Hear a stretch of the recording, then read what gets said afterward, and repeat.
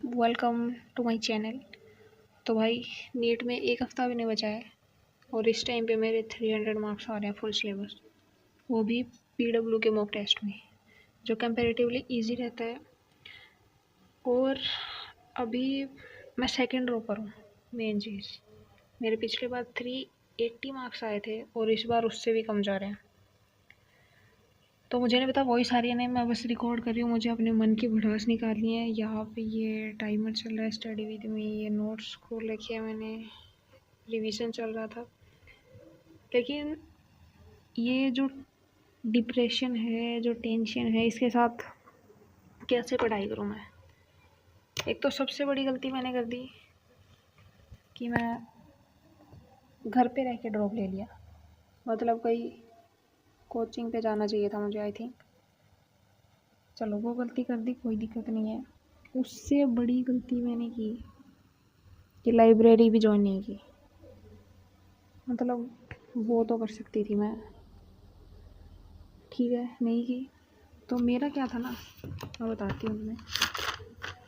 मेरा था कि 12th मैंने क्या किया, 11th क्लास में जो है अपनी शुरू की थी मैंने अपनी नीट की तैयारी। 11th क्लास में मैंने अपनी नीट की प्रिपरेशन शुरू की।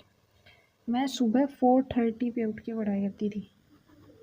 मतलब 11th क्लास में जब सब मस्ती कर रहे थे, रोज़ स्कूल जा रहे थे, मैंने स्कूल जाना कैंसिल किया। मैंने घर पे पढ़ाई की, मैंने 4:30 पे उठ के पढ़ाई की। मैंने 12th क्लास में भी अपनी पूरी पढ़ाई की। तो मेरे को क्या था ना, ये था कि 12th के एग्ज़ाम दे लेते हैं।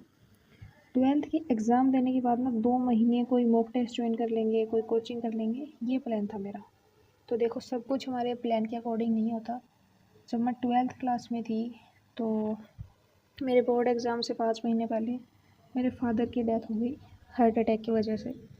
जिसके बाद ये मान लो मेरी जो प्रिपरेशन 90% थी वो बिल्कुल ज़ीरो हो गई।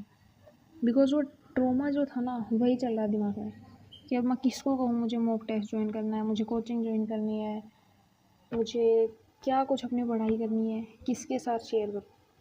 मतलब मम्मी पे इतना प्रेशर मेरे को डालना नहीं था। तो मैंने सोचा कि घर से ही पढ़ाई कर लेंगे। अभी तो होना मुश्किल है 12th क्लास के साथ। तो मैंने क्या सोचा ना, घर से ही पढ़ाई कर लेते हैं, एक ड्रॉप ले लेते हैं, हो जाएगा अपना। इतने अच्छे से हमने 11th-12th में पढ़ा है, तो अभी बस एक बार revision, tuition, practice, mock test, वही सब कुछ करना है, आराम से हो जाएगा। तो मैंने घर से पढ़ाई की। लेकिन अभी वो इंसिडेंट इतना ख़तरनाक था ना, मतलब घर में बहुत सारी चीज़ें ना समझ नहीं आ रही थी कैसे संभालनी है उन चीज़ों को। तो ज़्यादा फोकस उसमें रहा कि घर में क्या हो रहा है, ये चीज़ कहाँ से कैसे करनी है, उन सब चीज़ों में ज़्यादा फोकस रहा। तो उस लेवल की पढ़ाई नहीं हो पाई। तो मेरे फिर 380, सॉरी, ठीक है। उसके बाद ये मेरा सेकंड ड्रॉप है।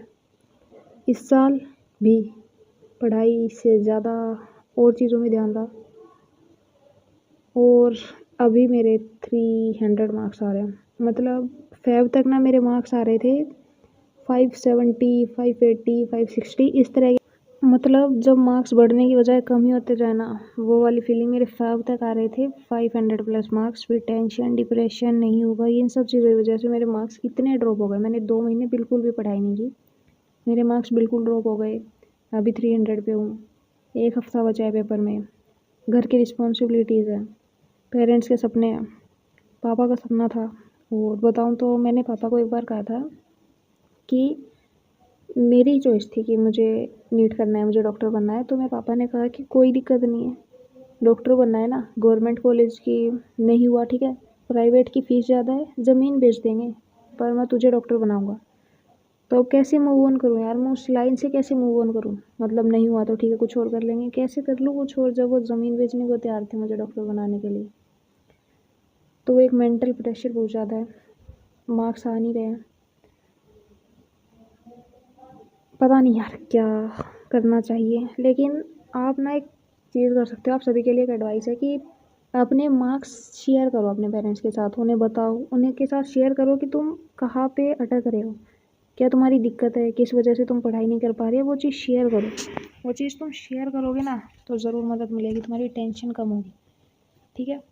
तो ये था मेरा सफ़र एम्स से गवर्नमेंट मेडिकल कॉलेज। फिर बस एक शीट मिल जाए और अब